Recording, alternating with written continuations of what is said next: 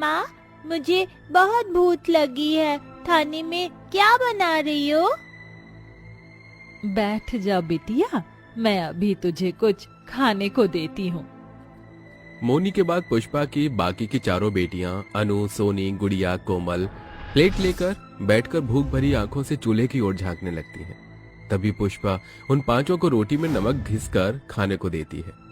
तभी कोमल मुंह बनाकर कहती है, ये क्या माँ, आज फिर से तुम हमें नमक रोटी खिला रही हो? मुझे ये नहीं खाना। हमारे लिए केक बना दो ना, बड़ा मन कर रहा है खाने को। आपको याद है माँ, बाबूजी हमारे लिए हर कुछ दिन पर केक लेकर आते थे।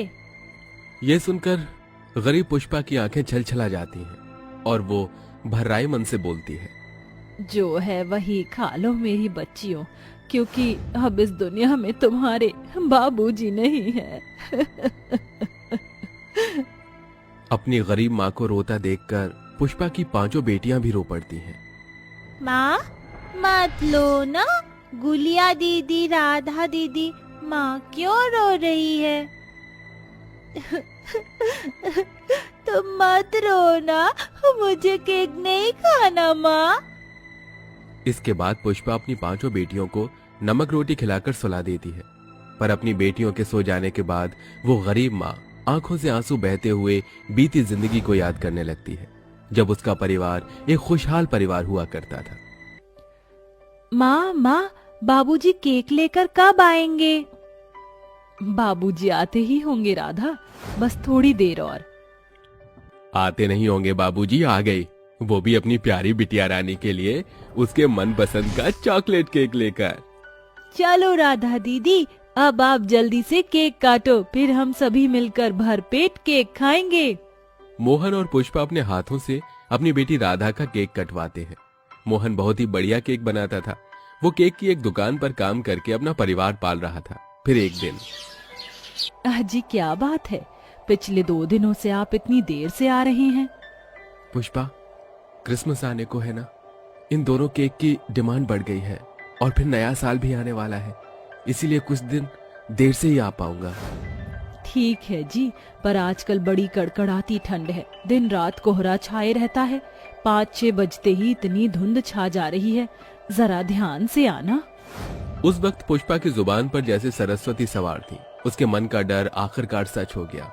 एक रात जब मोहन घर लौट रहा था, तभी कोहरे की वजह से उसे सड़क से आई गाड़ी दिखाई नहीं देती और वो उसे मार कर चली जाती है, जिसके बाद उसकी मौत हो जाती है। मोहन के जाने के बाद पुष्पा और उसकी पांचों बेटियों पर जैसे दुखों का पहाड़ टूट पड़ता है। उनके घर में खाने के लाले पड़ जाते हैं।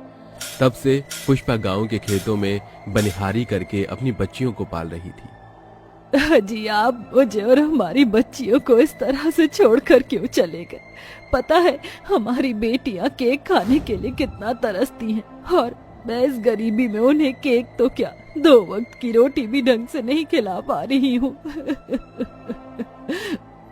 रोज की तरह पुष्पा उस कड़कड़ाती ठंड में भी सुबह के 5 बजते ही बिछौना छोड़कर घर द्वार बाहर आने लगती है। तभी आंगन में झाड़ू लगाते वक्त ठंडी बर्फीली हवा उसकी फटी पुरानी साड़ी से अंदर उसकी रूह तक को सहरा रही थी। आज तो बड़ी ठंड है, ये बर्फीली हवा तो तीर की तरह हड्डियों में चुभ रही है। तभी अचानक पुष्पा की झोपड़ी का दरवाजा हवा से टूटकर गिर जाता है और बर्फीली हवा सीधे अंदर जमीन पर सो रही उसकी बच्चियों को कपाने लगती है। अरे ये दरवाजा कैसे टूट गया? अब तो और ठंड लग रही है, स्वेटर भी नहीं है। अपनी मासूम बच्चियों को इस तरह ठंड में ठिठुरता देखकर पुष्पा का दिल निकल आता है। तभी वो देखती है कि उसके पड़ोसी अनाज की बोरियों को जलाकर आग ताप रहे होते हैं। ऐसे में पुष्पा उनसे कुछ बोरियां मांग लेती है और अपनी बच्चियों को उड़ा देती है। अरे वाह माँ, ये तो बड़ा गर्म करता है, इसमें जरा भी ठंड नहीं लग रही। क्या ये स्वेटर है? हाँ मेरी बच्चियों, ये बोरा स्वेटर ही हम गरीबों के लिए स्वेटर है। बेचारी अपनी बच्चियों की फिक्र में भरी वो गरीब माँ खुद एक फटी पुरानी झीनी साड़ी में कांपते ठिठुरते खेत में आती है, जहाँ खेत का मालिक जमुना दास उसे बहुत झाड़ता है।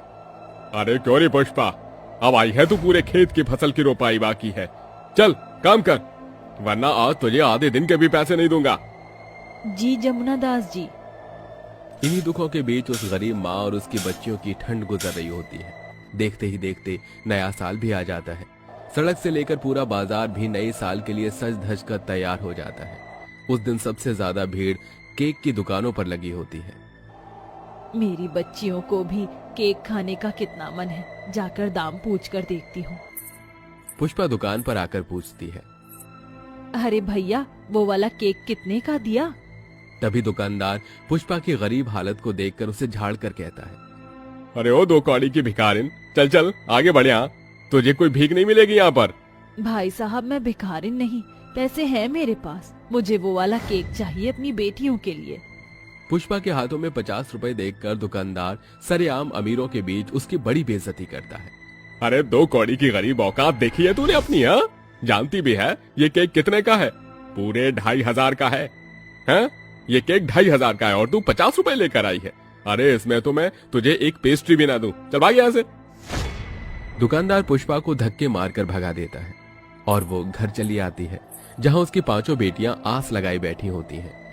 माँ, कल तो नया साल है, सभी के माँ बाबूजी ने उन्हें कुछ न कुछ दिलाया है, आप हमें क्या दिलाओगे? पुष्पा अपने आंसू पोंछकर बोलती है। बताओ मेरी बच्ची, तुम्हें क्या चाहिए? माँ, हमें बस एक स्वेटर चाहिए, इन फटे कपड़े में बहुत ठंड लगती है। हम जानते हैं हम गरीब हो गए हैं ना, इसलिए अब हम पहले की तरह नए साल पर केक नहीं खा पाएंगे, तो आप बस हमें एक स्वेटर ही दिला दो। नए साल पर अपनी 5 बेटियों के मन में केक खाने की ललक देखकर पुष्पा का दिल निकल आता है। वो उन्हें गले से लगा के कहती है, नहीं मेरी बच्चियों, मैं तुम्हें कल नए साल पर केक जरूर खिलाऊंगी। ये तुम्हारी इस गरीब माँ का वादा है। अगले दिन नया साल आ जाता है। पुष्पा ऊपर वाले से प्रार्थना करके काम पर जाती है, मगर उस दिन खेत का मालिक भी नहीं आता। हे भगवान, आज तो मालिक भी नहीं है। सोचा था कि उनसे थोड़े पैसे लेकर अपनी बच्चियों के लिए केक बना दूंगी। अब मैं अपनी बच्चियों को दिया वादा कैसे पूरा करूंगी?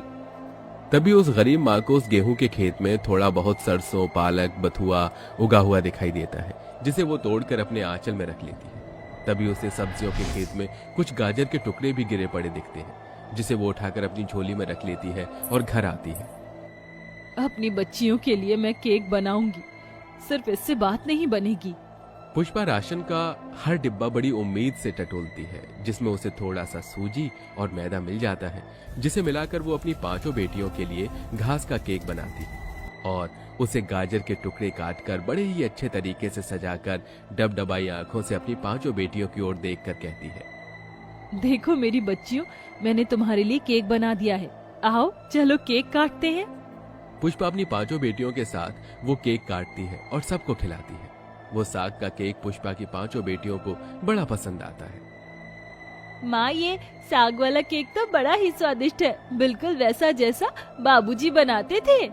हाँ माँ, ये केक बहुत ही अच्छा है। क्या सच में मेरी बच्चियों, तुम 5 को ये केक पसंद आया? हाँ माँ, ये लो खाकर देखो। पुष्पा को भी वो केक बहुत पसंद आता है। तभी राधा कहती है, माँ, आपने कितना स्वादिष्ट केक बनाया है। अगर हम यही वाला केक बनाकर बेचे तो उससे हमारी खूब कमाई होगी। पुष्पा की बेटी उसको कमाई का रास्ता दिखा देती है, जिसके बाद पुष्पा घास के केक के नाम से एक रेडी लगाती है और तरह तरह का साग वाला केक बनाकर बेचने लगती है, जिससे अब धीरे धीरे उसके हालात ठीक हो जाते हैं।